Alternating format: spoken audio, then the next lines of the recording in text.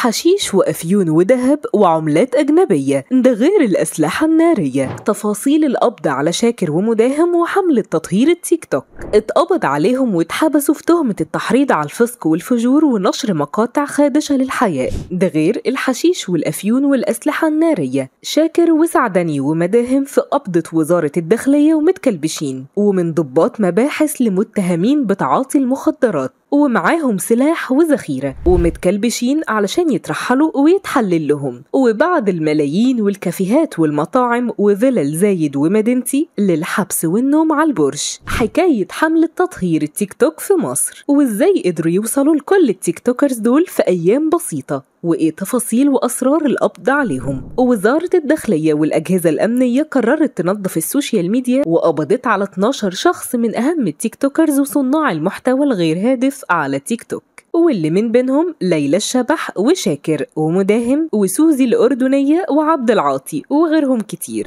ده غير إن محامين ومسؤولين كتير بيطلبوا بحذف مقاطعهم، واللي قالوا إن عدده أكتر من 2.9 مليون مقاطع على السوشيال ميديا بعد ظهور شاكر في بث مباشر، ونفى إنه مطلوب أو في أي ملاحقات أمنية ليه، ووعد الجمهور إنه هيستمر وإنه موجود وإنه ملوش علاقة بغيره من التيك توكرز اللي اتقبض عليهم. بعدها بكام ساعة نزل يسهر في واحد من الكافيهات المشهورة في القاهرة الجديدة، وفجأة قبضت الداخلية وأجهزة الأمن عليه، هو وسعدني مدير أعماله واللي كان بيشتغل ضابط شرطة زيه والمصور الشخصي بتاعهم. وقوات الأمن اتحفظت على تليفوناتهم علشان يفحصوا محتوياتها ومقاطع الفيديو اللي فيها، وهم بيفتشوا بعد القبض عليه لقوا معاه سلاح ناري مش مرخص وكمية من مخدر الحشيش والآيس. ولما واجهوهم في التحريات اعترفوا ان المخدرات بتاعتهم وبيتعاطوا منها. وبعد عرضهم على النيابة تم عرضهم على الطب الشرعي علشان يعملوا تحليل مخدرات،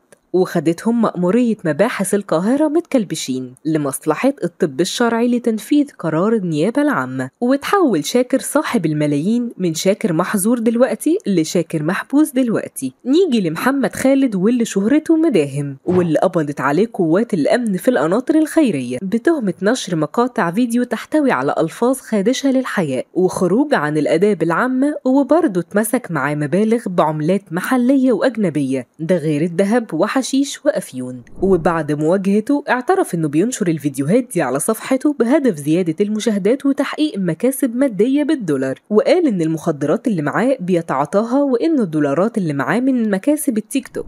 مش بس مداهم وشاكر اللي اتقبض عليهم، لا ده الحملة كان من ضمنها كتير من اصحاب النوع ده من المحتوى زي سوزي الأردنية وأم مكة وأم سجدة وقمر الوكالة ومروة يسري، وكلهم اعترفوا ان هدفهم من نشر الفيديوهات دي رفع نسبة المشاهدات وتحقيق مكاسب مادية ودخل دولاري أكبر. كتير من الناس اللي خايفة على عيالها وعلى بيوتهم قوموا محامين علشان يعملوا بلاغات ضد صناع المحتوى بالاسم زي شاكر ومداهم وسوزي، وده علشان بينشروا مقاطع فيديو بتتضمن ألفاظ خارجة وإيحاءات وبيدمروا القيم والمبادئ الأسرية وبيسيئوا استخدام مواقع التواصل الاجتماعي، وده لزيادة نسب المشاهدات وتحقيق أرباح مالية كبيرة. والإجراءات دي والحملة اللي شنتها الداخلية كانت بسبب كتر البلاغات للنائب العام والنيابة العامة. مستنيين رأيكم في التعليقات عن قرار القبض على التيك توكرز في مصر، ويا ترى بعد اللي الداخلية كشفته عنهم هل هم دول اللي يستحقوا يبقوا مشاهير صناعة المحتوى في مصر؟ أسرار كل يوم، لكل يوم لون، ولكل لون حكاية.